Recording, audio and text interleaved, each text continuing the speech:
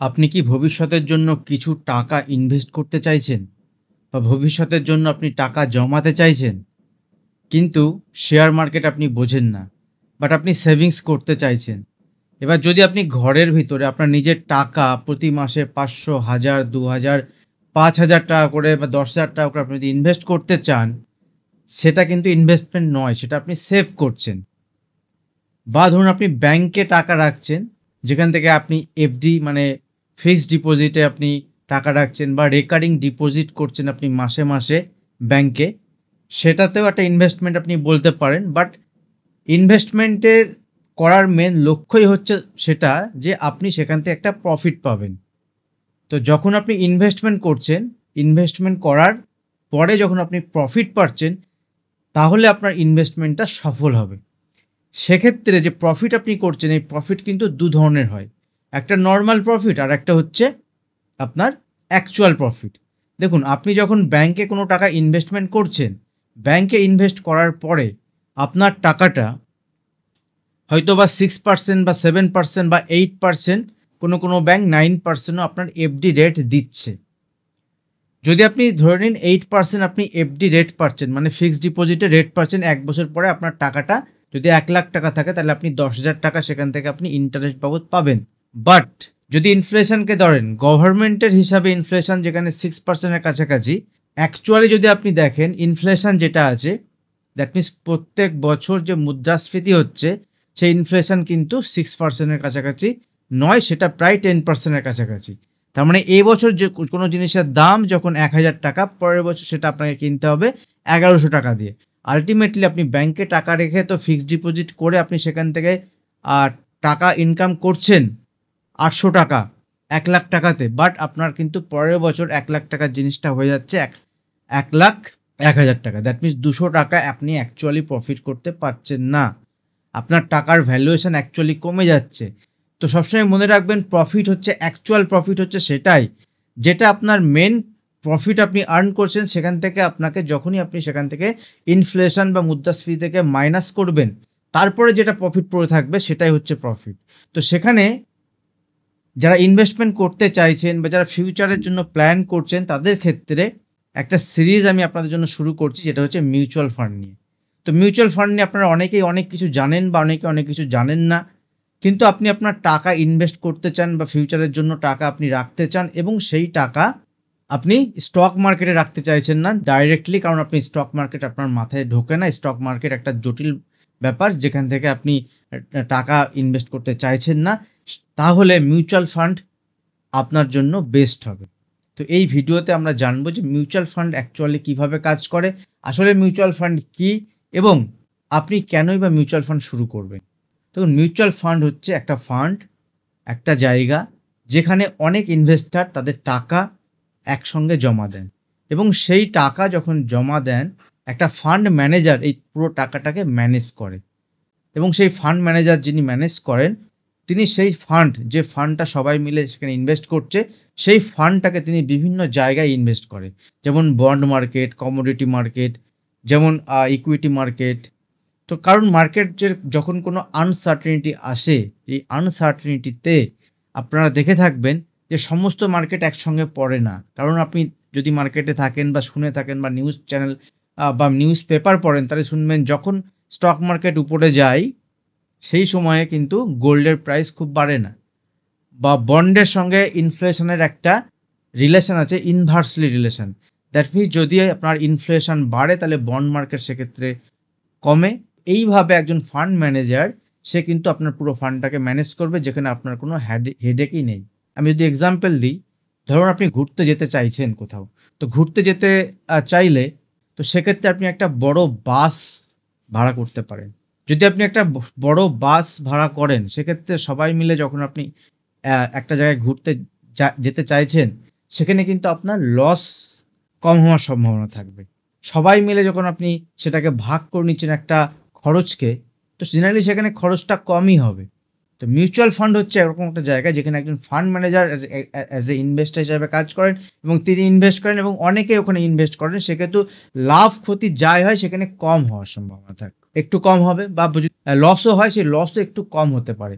কিন্তু যদি আপনি লং টার্মের বেসিসে দেখেন, মিনিমাম যদি 5 বছরের বেশি ভিউ নিয়ে আপনি কাজ করেন মিউচুয়াল ফান্ডের ক্ষেত্রে, সেক্ষেত্রে কিন্তু একটা ভালো প্রফিট, বা 10 বছরের ভিউ নিয়ে কাজ করেন, সেক্ষেত্রে কিন্তু একটা ভালো প্রফিট আপনি জেনারেট করতে পারেন যদি এসআইপির মাধ্যমে আপনি এটা করেন। তো এগুলো নিয়ে আমি আগামী দিনে ডিসকাস করব। এই ভিডিওটা ছোটই ভিডিও থাকবে, খুব ছোট ছোট পয়েন্ট নিয়ে আমি খুব ছোট ছোট ডিসিশন আপনারা কীভাবে নিতে পারেন সেগুলো ডিসকাশন থাকবে, সম্পূর্ণ লার্নিং ভিডিও। এবং মিউচুয়াল ফান্ড ইনভেস্ট করার আগে আপনার এই ভিডিওগুলো দেখা উচিত, এবং আগামী দিনে আমি আপনাদের সঙ্গে এইভাবে গাইড করতে থাকবো মিউচুয়াল ফান্ড কিভাবে কাজ করে। জেনারেলি মিউচুয়াল ফান্ডটা যদি আমরা দেখি, যে আপনি যে টাকা দেন মিউচুয়াল ফান্ড কোম্পানিকে, দ্যাট মিনস আপনি টাকা দেন কোথায়? একটা অ্যাসেট ম্যানেজমেন্ট কোম্পানি, যারা কোনো একটা অ্যাসেট ম্যানেজ করে।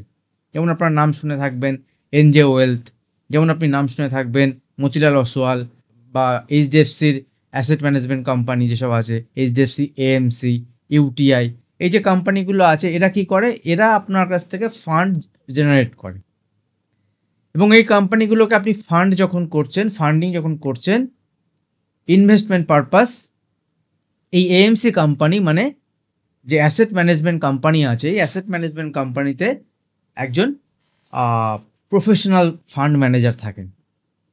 প্রফেশনাল ফান্ড ম্যানেজার যার কাজই হচ্ছে বাজারকে বিশ্লেষণ করা এবং বাজারকে অ্যানালিসিস করে বিভিন্ন জায়গাতে বিভিন্ন রকমভাবে তারা আপনার টাকাটা ইনভেস্ট করবে, যাতে সেখান থেকে একটা রিটার্ন পাওয়া যায়, এবং যে রিটার্ন ওখান থেকে পাওয়া যাবে তার থেকে তাদের একটা খরচা থাকে, ফান্ড ম্যানেজারের খরচা, অফিসের খরচা, তাকে সেটা বাদ দেওয়ার পরে সেখান থেকে আপনার একটা রিটার্ন জেনারেট হবে। এবং যেহেতু অনেক মানুষ ওখানে অনেক বড় একটা ফান্ড জেনারেট করে, তো সেক্ষেত্রে তাদের ইনভেস্টমেন্ট করতেও সুবিধা হয়, এবং তাদের ইনভেস্টমেন্ট থেকে একটা ভালো প্রফিটও জেনারেট এখানে করা যেতে পারে। ফান্ড ম্যানেজার জেনারেলি শুধুমাত্র শেয়ারে যে ইনভেস্ট করে এরকম নয়, তারা শেয়ারে ইনভেস্ট করে, বন্ডে ইনভেস্ট করে, কমোডিটিতে ইনভেস্ট করে। পুরো আপনাকে শুধু টাকা করে ইনভেস্ট করতে হবে, এবং তারাও ইনভেস্ট করবে। এবার তারা কোথায় ইনভেস্ট করবে, কীভাবে ইনভেস্ট করবে, শুধু আপনি যদি টাকা ইনভেস্ট করেন আপনার আর কোনো কাজ নেই, আপনি অ্যাজ এ ইনভেস্টার ধৈর্য ধরে বসে থাকুন, কারণ আপনি ইনভেস্ট করেছেন, আপনাকে ওয়েট করতে হবে। এবার মিউচুয়াল ফান্ডে যদি সুবিধা আমি দেখি, তো সুবিধা কী কী মিউচুয়াল ফান্ডের আছে? দেখুন, মিউচুয়াল ফান্ডের সুবিধা হচ্ছে মেন হচ্ছে এখানে আপনি প্রফেশনাল ম্যানেজমেন্ট পেয়ে যাচ্ছেন, ঠিক আছে, যারা প্রফেশনালি মার্কেটে কাজ করে। ডাইভার্সিফিকেশান পেয়ে যাচ্ছেন আপনি একজন। ডাইভার্সিফিকেশান মানে দেখুন, একজন যে প্রফেশনাল ম্যানেজমেন্ট আপনি পাচ্ছেন, বা অ্যাসেট ম্যানেজার যে থাকবেন, তিনি কিন্তু আপনার ফান্ডটাকে বিভিন্ন ডাইভার্সিফাই করে মার্কেটে কাজ করবে, বিভিন্ন সেক্টরে সে ইনভেস্ট করবে, যেমন banking sector, Pharma sector, automobile sector, এবং যেখানে যতটা ওয়েটেজ দেওয়ার দরকার সে বাজারকে বিশ্লেষণ করে সেই অনুযায়ী, এবং যে কমোডিটি সেক্টর, বন্ড মার্কেট, বিভিন্ন জায়গায় তিনি সেইভাবে আপনার টাকাটা ইনভেস্ট করবে। এসআইপির মাধ্যমে যদি আপনি এসআইপি করেন, এসআইপি মানে সিস্টেমেটিক ইনভেস্টমেন্ট প্ল্যান, মানে প্রত্যেক মাসে মাসে যদি আপনি এসআইপি করেন, এই সব মিউচুয়াল ফান্ড কিন্তু যারা মার্কেট সম্বন্ধে কম বোঝেন, বা মার্কেটের সম্বন্ধে আপনার থাকলেও যেখানে ঝুঁকি কম, আপনি ট্রেডিং করছেন, ইনকাম করছেন, ইনভেস্টমেন্ট করছেন, বাট মিউচুয়াল ফান্ড আপনাকে লং টার্মে একটা বেনিফিট দিতে পারে, ঠিক আছে, দিতে পারে নয়, দেবে। এখানে এসআইপি যদি করেন, তাহলে মার্কেট যদি নিচে আসবে তখনও আপনার টাকা জমা পড়ছে, মার্কেট যখন উপরে যাচ্ছে তখনও আপনার টাকা জমা পড়ছে। আলটিমেট যদি 5 বছর পরে দেখেন মার্কেট উপরেই থাকবে, বা 10 বছর পরে যদি দেখেন মার্কেট উপরেই থাকবে, বা শেয়ারের প্রাইস যদি দেখেন শেয়ার প্রাইস উপরেই থাকবে। এবং যেহেতু ওয়েল ডাইভার্সিফাইড থাকবে আপনার মিউচুয়াল ফান্ড, সেক্ষেত্রে বিভিন্ন সেক্টর থেকে আপনার স্টক থাকবে, কমোডিটি, বন্ড, বিভিন্ন জায়গায় থাকবে। তো সুতরাং আপনি কিন্তু সেখান থেকে লস হওয়ার সম্ভাবনা খুবই সামান্য, সেখান থেকে প্রফিটেবল হওয়ার সম্ভাবনা। এবার যে আপনি মাল্টিপল যে রিটার্ন পাবেন 100%, 200% এরকমটি নয়, বাট যদি ইয়ারলি বেসিসে দেখেন 5 বছর পর কিন্তু আপনার টাকা, বা 10 বছর পরে টাকা, একটা ভালো টাকা জেনারেট হতে পারে সেখান থেকে। লং টার্মে এখান থেকে সবথেকে বেশি অল্প টাকা দিয়ে শুরু করা যায়, এটা একটা ভালো সুবিধা এখানে, এবং লং টার্মে এখান থেকে একটা ভালো রিটার্ন আপনি পেতে পারেন। এটা হচ্ছে মিউচুয়াল ফান্ডের সবথেকে বেশি সুবিধা। মিউচুয়াল ফান্ডে কি ঝুঁকি নেই? হ্যাঁ, মিউচুয়াল ফান্ডেও ঝুঁকি আছে। মিউচুয়াল ফান্ডের ঝুঁকি কেমন আছে? দেখুন, মিউচুয়াল ফান্ডে মার্কেটের একটা রিস্ক থাকে, কারণ মার্কেট রিস্ক মানে ধরুন হঠাৎ করে মার্কেটে কোথাও যুদ্ধ চলে এলো, যেগুলো সাডেন রিস্ক থাকে মার্কেটের। আর হঠাৎ করে কোথাও কোনো, যেমন করোনা বা কোভিড-19 মতো কোনো একটা কিছু চলে এলো, এগুলো মার্কেটের রিস্ক থেকেই যায়। শেয়ার মার্কেটে ওঠানামা তো থাকবেই সবসময়, এবার ছোটোখাটো 5%, 10% এসব কারেকশানগুলো আপনাকে থাকবে। বাট এটুকু আমি বলতে পারি, যদি এসআইপি করেন এবং লং টার্মে যদি আপনি করেন, সেক্ষেত্রে আপনার রিস্ক অনেক অনেক কম থাকে। এটাই হচ্ছে মিউচুয়াল ফান্ডের ঝুঁকি। মিউচুয়াল ফান্ডের ঝুঁকি বিশেষ কিছু কিন্তু মার্কেটে নেই। এবার প্রশ্ন হচ্ছে, কারা শুরু করতে পারেন এই মিউচুয়াল ফান্ড? দেখুন মিউচুয়াল ফান্ড যদি আপনি একজন স্টুডেন্ট হন, সেক্ষেত্রেও আপনি একজন স্টুডেন্ট হলে ৫০০ টাকা থেকেও মাসে, মাসে শুরু করতে পারেন যে ৫০০ টাকা দিয়ে আমি ইনভেস্টমেন্ট শুরু করছি। সেটাও আপনি করতে পারেন। এবার যদি আপনি একজন চাকরিজীবী হন, প্রতি মাসে ২,০০০, ৫,০০০, ১০,০০০ যার যেমন স্যালারি সেভাবে আপনি স্টার্ট করতে পারেন। যদি আপনি একজন ব্যবসায়ী হন, তাহলে আইডিয়াল টাকা যেটা আপনার কাছে আছে সেইটাকে আপনি বাড়তি টাকা বা যেটা প্রফিট হয়েছে সেখান থেকে আপনি একটা আইডিয়াল কিছু পরিমাণ টাকা আপনি ইনভেস্ট করতে পারেন মাসে, মাসে বা একটা লামসাম অ্যামাউন্ট ইনভেস্ট করতে পারেন। এইভাবে কিন্তু আপনি শুরু করতে পারেন। তো প্রত্যেকের ক্ষেত্রে অ্যাজ এ স্টুডেন্ট থেকে শুরু করে একজন চাকুরিজীবী, একজন ব্যবসায়ী সবাই কিন্তু এই মিউচুয়াল ফান্ডে আপনারা ইনভেস্টমেন্ট করতে পারেন। আমি আপনাদেরকে জাস্ট লার্নিং পারপাস এই ব্যাপারগুলো শেখাচ্ছি এবং আগামী দিনে ইন্ডিয়ান মার্কেটের ক্ষেত্রে মিউচুয়াল ফান্ড যারা শেয়ার মার্কেটের উপর টাইম দিতে পারছেন না, যারা শেয়ার মার্কেটে তো সেক্ষেত্রে পোস্ট অফিসে ইনভেস্ট করছেন, এখানে ইনভেস্ট করছেন, ব্যাংকে ইনভেস্ট করছেন, সেখানে কিন্তু আপনি অ্যাকচুয়াল প্রফিট জেনারেট করতে পারছেন না। বাট এই মিউচুয়াল ফান্ডে আপনি কিন্তু প্রফিট জেনারেট করতে পারবেন। এখানে আপনি যখন আপনি এফডি করছেন বা কিছু করছেন সেখানে আপনাকে ট্যাক্সও দিতে হবে। তো সেই ট্যাক্স দেওয়ার পরে যেটা মানে অ্যাকচুয়ালি ইনফ্লেশনকে বাদ দেওয়া এবং ট্যাক্সকে বাদ দেওয়া, এই দুটো জিনিসকে বাদ দেওয়ার পরে যে প্রফিটটা আপনার পড়ে থাকবে সেটাই হচ্ছে আপনার অ্যাকচুয়াল প্রফিট। এবার এই যে আমি সিরিজ স্টার্ট করলাম, আপনার যদি এই সিরিজ ভালো লাগে আপনারা কমেন্ট সেকশনে অবশ্যই জানাবেন। কারা নতুন মার্কেটে আপনি কাজ করছেন বা কারা অনেক পুরানো দিন থেকে মিউচুয়াল ফান্ডের সঙ্গে যুক্ত আছেন সেটাও আপনারা জানাতে পারেন। সেক্ষেত্রে আমার সুবিধা হবে আরও ভিডিও বানানোর সময়। ভবিষ্যতে এই পর্বে কী, কী থাকবে যদি এসআইপি দেখি, এসআইপি সুবিধা কী, লামসাম ইনভেস্টমেন্টের তার সুবিধা কী, সুবিধা বিশেষ অসুবিধা দুটোই আমি নিয়ে ডিসকাশন করব এবং ফান্ড বাছাই করার যে কৌশল, কীভাবে আপনি দেখুন অনেক ফান্ড আছে, হাজারো, হাজারো ফান্ড এখানে আপনি পাবেন। কিন্তু কোন ফান্ডে কোন সময় বাজারে কোন সিচুয়েশনে আপনার সিলেক্ট করতে হবে এটা সবথেকে ইম্পর্টেন্ট।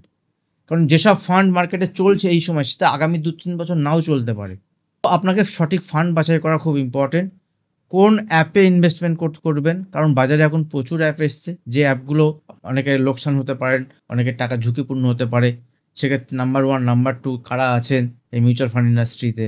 ট্যাক্স বাঁচাতে পারেন কিভাবে, এটা একটা খুব ইম্পর্টেন্ট বিষয় যে ট্যাক্স বাঁচিয়ে যে টাকাটা আমি ট্যাক্সকে হিসেবে দিচ্ছি না সেই টাকাটা আমি মিউচুয়াল ফান্ডে ইনভেস্ট করবেন। তো আপনার যদি ভিডিও ভালো লাগে অবশ্যই ভিডিওতে লাইক করবেন, যারা এখনও চ্যানেল সাবস্ক্রাইব করেননি অবশ্যই চ্যানেল সাবস্ক্রাইব করে বেল আইকন প্রেস করবেন আর ভিডিও শেয়ার করবেন।